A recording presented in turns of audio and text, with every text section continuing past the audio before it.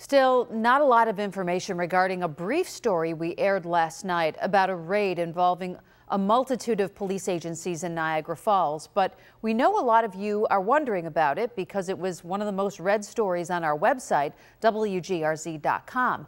So our Dave McKinley is digging deeper for you to learn what we can about it. So Dave, what do you know?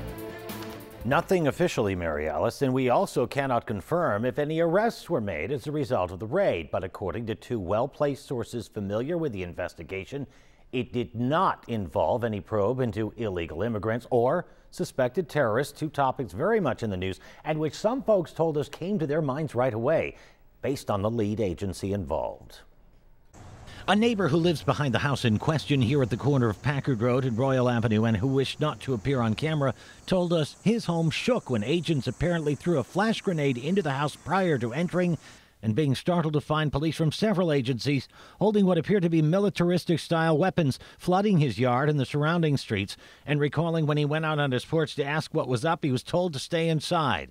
By provided pictures, we can tell you that several agencies were involved here, including Niagara Falls Police, State Parks Police, the Niagara County Sheriff's Department, and others, all of whom deferred to the Department of Homeland Security, which at this point has only told us they might have something to say about all this sometime later this week. However, two sources informed us the raid was part of a drug investigation and that Homeland Security was the lead agency because it involved the transportation of drugs across the nearby border. Indeed, in this photo, an agent appears to be inspecting what looks to be a car door with its interior panel removed, and another shows agents removing what appears to be bound-up packets of something. We've tried where we can to honor a request by Homeland Security to obscure the faces of its agents where possible.